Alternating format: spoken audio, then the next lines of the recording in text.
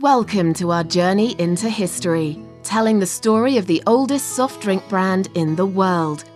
A drink that has already existed for more than 225 years.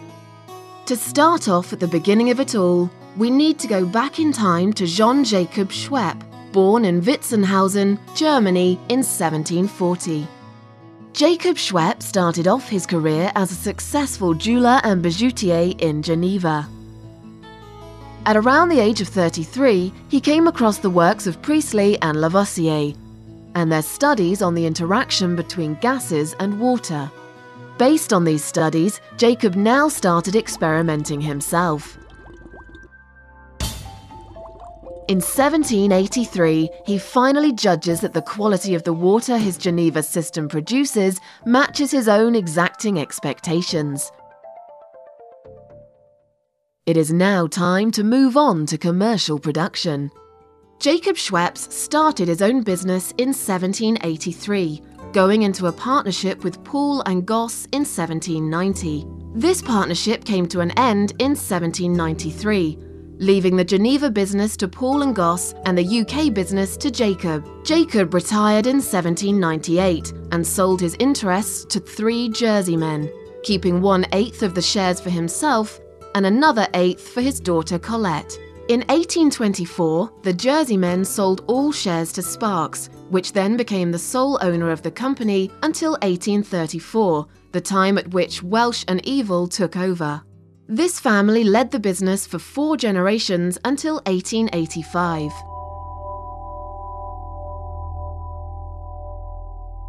In 1936, Schweppes received the royal warrant of appointment by His Majesty the King.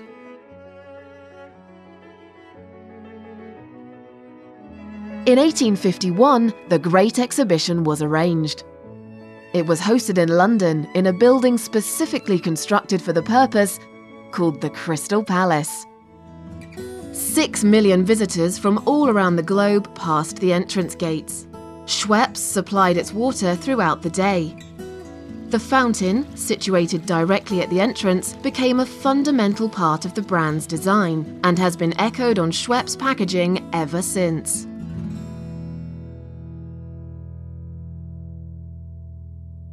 In 1870, 2 new products were launched that still exist today: ginger ale and Indian tonic water. The origin of tonic water lies in the quinine that was used as an antidote against malaria by the British East India Company.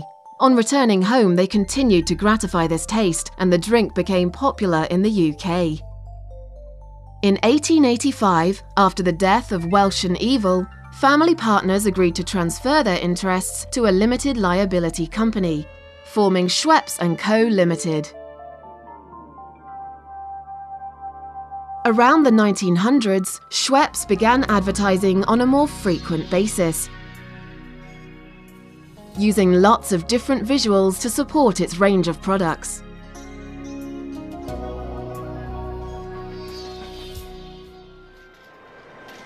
During World War I, in 1914 till 1918, many Schweppes factories are given over for munition works. Once hostilities ceased, though, huge efforts were made to get back to full production again in early 1919. In the Roaring '20s, business continues to expand both at home and abroad. Schweppes kept informing its customers about its products, using sophisticated and stylish advertisements to promote the brand. At the end of the 1900s, Schweppes started to invest in some operations abroad.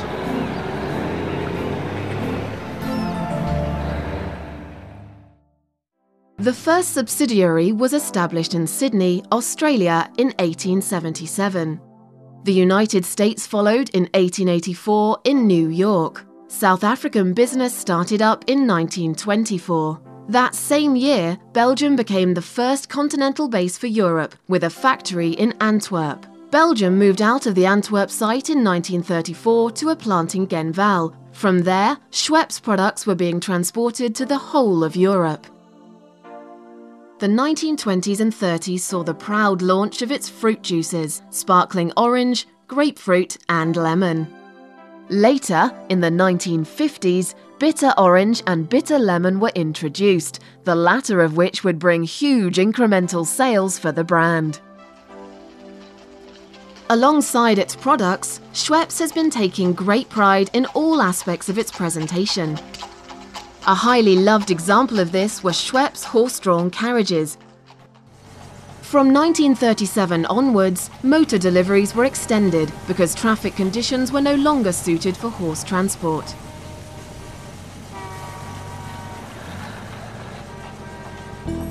Schweppes, throughout all these years, has been sold in many different bottle formats. From stone to glass, from egg-shaped to straight, from cork to siphon head to cap, finally ending up being sold in glass, PET and can all over the world. During World War II, a concentration scheme was set for the beverage industry, resulting in the abandoning of individual labels. To make sure the public wouldn't forget the brand, Schweppes maintained its presence in advertising. As of February 1st, 1948, free trade returned, and in celebration of the end of hostilities, Schweppes launched its Schweppes campaign. In the 50s comes the Schweppeshire campaign. Schweppeshire was that wonderful thing, brilliant individual advertisements that built up to a long-running campaign. In the United States, though, Commander Whitehead came along. He's coming! He's coming! Commander Whitehead? At your service. Welcome to America, sir. Thank you. He was a tall and handsome English gentleman with a red naval beard. He would air here for almost 2 decades and firmly establish the Schweppes brand. You know, we've got good men in all Schweppes outposts. There's Johnny Martin in Paris, and Derek Boyden in Spain, and Whitehead in America. Now, let me tell you why you can't make an authentic tonic drink without Schweppes. No one has ever succeeded in imitating Schweppes flavor. Then there's Schweppes, little bubbles that last your whole drink through. You can't make an authentic tonic drink without Schweppes. Curiously refreshing. Now, how about something tall, filled with Schweppes right now? In other countries, Schweppes engaged itself with major creative people like Cine, Stephen Potter, George Him and Lupin. In the 60s, Schweppes' market position was under pressure again. Management reviewed all advertising with the agency and came up with perhaps the most famous of all Schweppes campaigns. Tonic water by you-know-who. With William Franklin. The secret sparkled in the dizzying Schweppes, the soft opalescent blue. But the real secret is curiously refreshing. Tonic water by you-know-who. Schweppes had its first international advertising campaigns in the early 60s. However, in 1980, it took on a completely new dimension with the Schwepping campaign.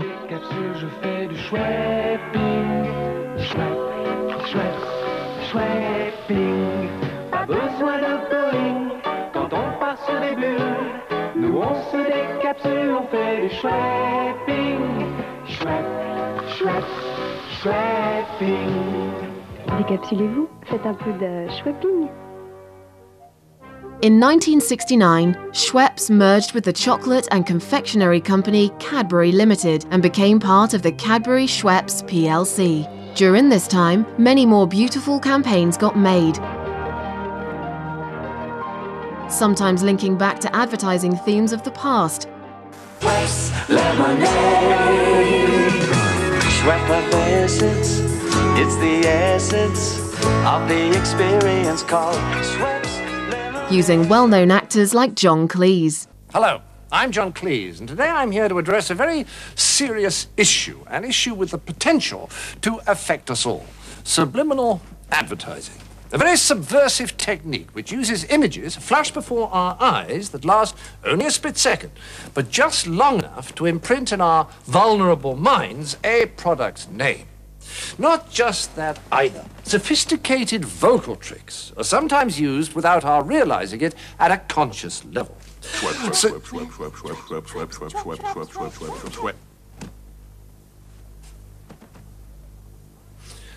So, suddenly, there we are in the market buying things like crazy without knowing why. Well, I say, if an advertiser has something to say, let him or her come right out and say it.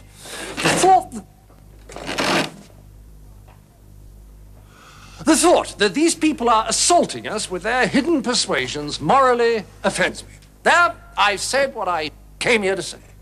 And now there is a film to be seen, or a movie, as American persons call it, starring my twin brother. So sit back, relax, and if I may be so bold, try pouring yourself a glass of the first non-alcoholic sparkling beverage that comes to mind. Whatever it may be. Thank you.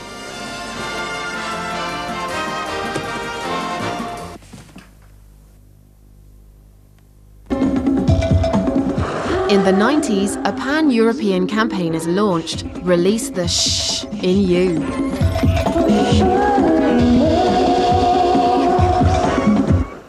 In 1998, the famous Clive campaigns are launched. Chasing antelope around the Serengeti. One craves the particular effervescence that comes only from Schweppes. An absolute tonic. Ooh, hello, my dear. Would you care to join me for dinner later? What about my boyfriend? Well, I like elephants, but I couldn't eat a whole one. Schweppes, just a little more bite. Schweppes, available in a wide range of products, is currently moving forward to generating even more growth for the future by supporting its products with new pan-European advertising campaigns. Become a part of this long and beautiful brand history too. Schweppes, unexpected since 1783.